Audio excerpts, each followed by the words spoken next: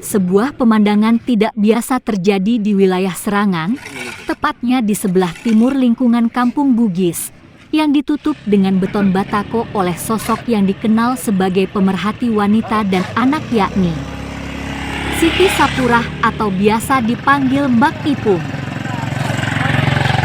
Kejadian ini membuat masyarakat sempat merubung untuk melihat apa yang terjadi, sekaligus kebingungan karena tidak bisa melintas seperti biasanya. Ketika dikonfirmasi, apa gerangan yang membuat Ipung melakukan langkah penutupan jalan di wilayah sebelah timur kampus Bugis tersebut, berikut statement dari Ipung ketika ditemui di kantornya.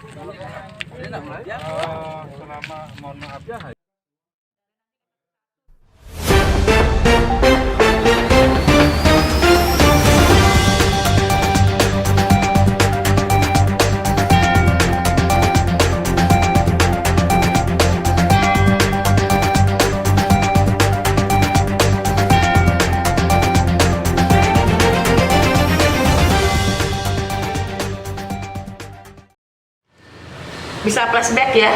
Sedikit. Sedikit. Seperti yang saya bilang beberapa hari yang lalu, saya sudah bilang 1957 bapak saya almarhum dan Adik Kadir membeli 2 bidang tanah dari Sikin, ahli waris dari Haji Abdurrahman yang dulu kepala desa Serangan. 1 akte jual beli nomor 27/57, tipil nomor 2 persil nomor 15C, luasnya 0,995 hektar. Saya gambar ya, letaknya di sini. Di sini ada tanahnya Muhammad Taib. Di sini ada tanah saya yang tipil nomor 2 persil nomor 15A, akte jual beli nomor 28/57 dibeli juga dari Sikin, ahli warisnya Haji Abdurrahman ke Dayang Abdul Kadir sebesar seharga 4.500. Nah, kenapa saya harus menutup jalan? Kalau tanah ini diakui tanah hak milik, ini diakui, kenapa ini tidak diakui gitu loh? Sedangkan ada jalan dari Purusakenan ini menuju ini jalan ini diakui sebagai jalan orang dan dipanggil kepala desa pada tanggal 27 April 2016. Cikal bakal jalan ini dibentuk. Nah, ini kan diakui tanah orang. Kenapa begitu masuk ke tanahku ini dianggap area eksekusi dianggap tanah satu diakui oleh Cokoda Pemecutan yang menggugat saya pada tahun 2009 sampai 2020. Setelah Cokoda Pemecutan meninggal, tiba-tiba muncul PT BTID mengklaim punya tanah di eksekusi. Loh, kenapa kalau tanah di sebelahnya diakui, kok tanah saya tidak diakui? Sedangkan tanah saya yang satunya diakui. Ini 1 garis lurus. Dan jalan tuh dari sini menuju jalan saya ini 1 garis lurus. Kenapa ini dipanggil, diakui, ini kok enggak gitu loh. Dan pada jalan tanah saya tuh berada di sebelah baratnya kanal. Kanal itu dulu laut, abang-abang dan mbak-mbak. Nah, tanah saya batasnya jelas. Di sebelah barat adalah jalan yang depannya masjid, di utara adalah jalan, di timur adalah laut yang menjadi kanal itu yang direklamasi oleh PT BDID tahun 1996. Sedangkan di sebelah selatannya adalah tanahnya Tegal Haji Muhammad Taib. Loh, kenapa kalau Muhammad Taib diakui tanah ini dibilang eksekusi, dibilang kehutanan atau tanah milik PT BTID? Dan mengambil tanah saya tanpa konfirmasi karena mengambil tanahnya PT BTID. Loh, kok bisa yang sebelahnya diakui, tanah saya satunya diakui, sini kok dibilang tanahnya PT BTID? Sebelum PTID mengklaim adalah tanahnya tanahnya Cokoda Pemecutan yang akhirnya menggugat saya selama 11 tahun.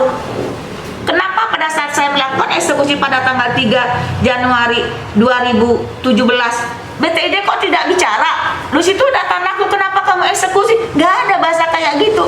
Padahal alat berat saya tuh nangkring di depannya kantor BTID ada 10 eskavator besar, ada 30 truk, ada 150 orang saya bawa, dan ada 1127 anggota kepolisian. Apa mereka nggak lihat tuh suara rame, banyak orang datang? Saya juga melakukan pembongkaran dengan keras sekali, masa mereka nggak dengar? Tapi kenapa begitu tanah itu rata dengan tanah, tiba-tiba ada yang mengklaim? Dulu yang mengklaim Cokode Pemecutan, setelah almarhum kok yang sekarang mengklaim, yang bangun lagi PT BTD. Dan yang lebih parah lagi sekarang Desa Adat juga ikut mengklaim. Dan kenapa saya tutup? Seandainya hanya mengklaim dengan bahasa lisan dan saya tidak mendengar atau tidak mengerti surat, masalahnya kenapa saya harus menutup? Setelah saya tahu dari Desa Adat bahwa PT BTD menyuratin Desa Adat Serangan dengan mengatakan punya tanah di areal eksekusi. Bukan cuma itu satu. Dan yang kedua, awalnya juga Desa Adat juga mengklaim punya tanah di sekitar areal eksekusi. Saya berpikir, kenapa semua merebut tanah saya gitu loh. Tapi saya pernah bilang sama Desa Adat, kalau tanah itu kalian ukur, kalau lebih dari 112 are, silakan kalian ambil.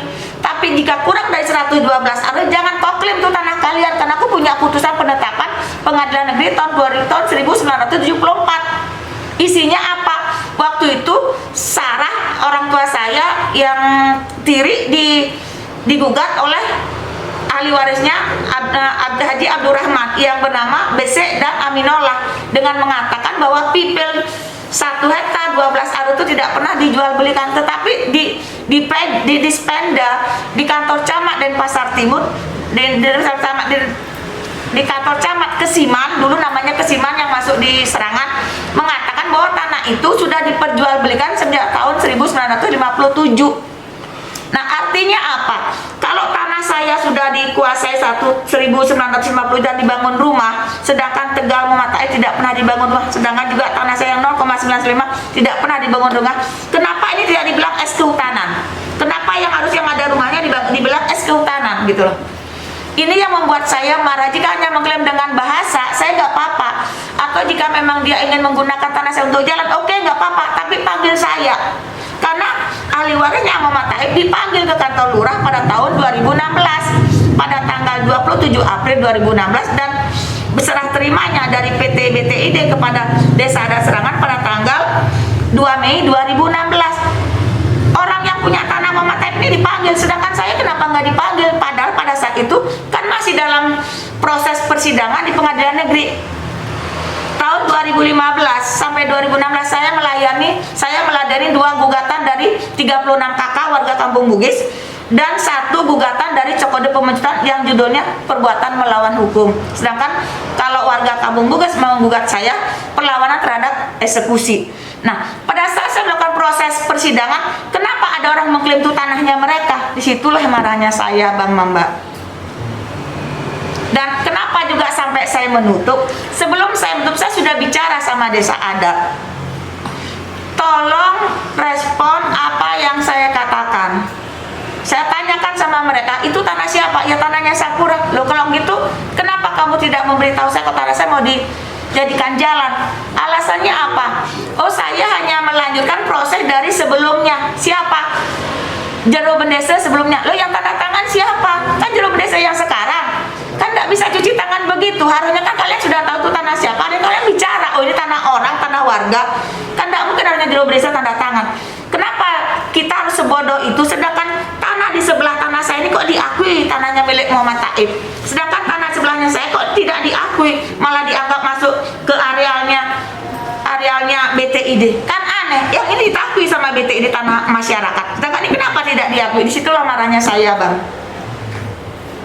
Nah ini kan sekarang udah ditutup, tindakan lanjutan ya Bang? Saya sebenarnya tidak ingin melakukan kekerasan dalam tindakan yang keras seperti sekarang ya. Ini benar saya anggapnya tindakan yang paling keras yang saya lakukan selama ini selain eksekusi. Karena saya tahu ini jalan untuk masyarakat umum. Saya hanya ingin kalian ini bicara sama saya gitu loh. Siapa sih pemangku kebijakan di kota Denpasar? Siapa sih kepala daerahnya di kota Denpasar? Ini kan wilayah mereka gitu loh. Kalau ada tanah warga yang dicaplok, masa kalian tidak bisa lihat tuh di BPN ini tanah milik siapa gitu loh? Di sana kan ada peta blok tanah, nggak mungkin itu kosong. Kalau memang sudah tuh dibeli sama si A, si B itu ada kok peta blok tanahnya. Oh ini punya si A, si B, si C. Panggillah saya baik-baik untuk bicara. Pada tahun 2009 sampai 2016 saya tuh lo bolak-balik ke kantor lurah Serangan. Mereka tuh lo kenal saya semua karena saya orang Serangan. Tapi kenapa dia tidak ngajak saya bicara? Jadi intinya begini, Bang.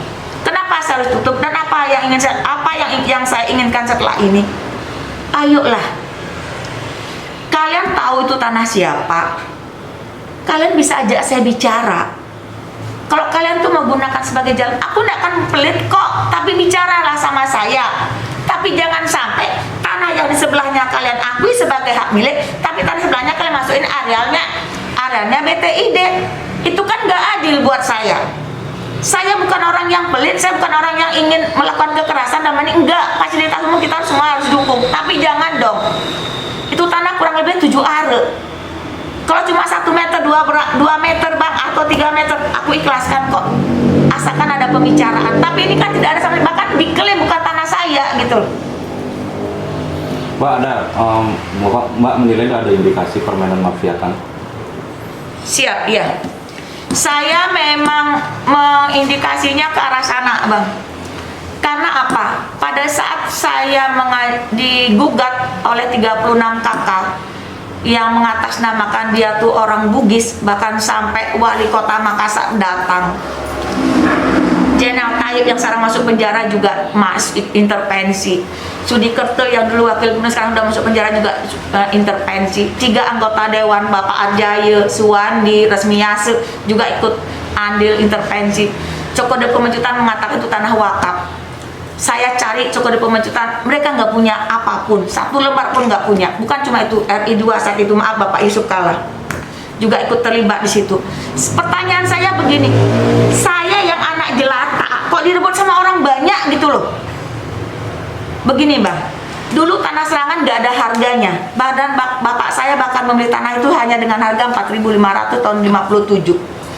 Mungkin setelah PT BTUD masuk pada tahun 1996, itu kan jadi segitiga emas. Nah inilah tanah ini ingin dicaplok berame-rame. Nah ini tidak orang satu, memang ini ada mafia di dalamnya. Bagaimana saya ingin melakukan eksekusi pada tahun 2014 itu akhirnya saya harus mundur karena dia memberikan surat pernyataan dan ingin berjanji ingin membongkar sendiri. Itu udah masuk intervensi dari mana-mana Bang. Bahkan ada keinginan untuk memblokir atau untuk membatalkan sertifikat tanah saya yang di situ gitu.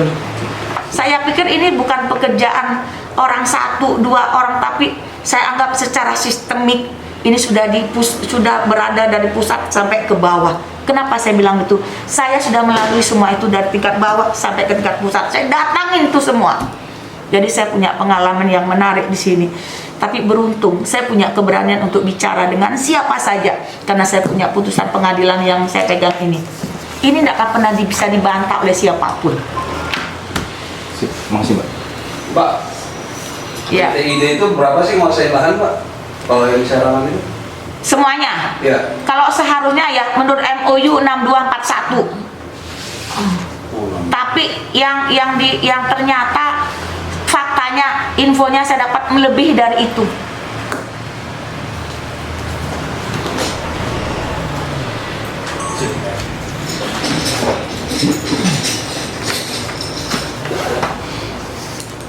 Ada lagi.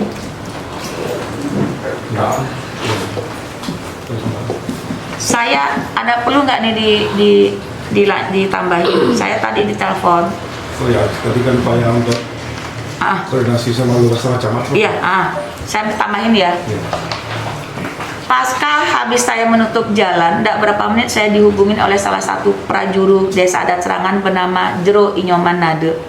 Menghubungi saya via telepon, meminta saya untuk menghadap atau ketemu di kantor camat Denpasar Selatan.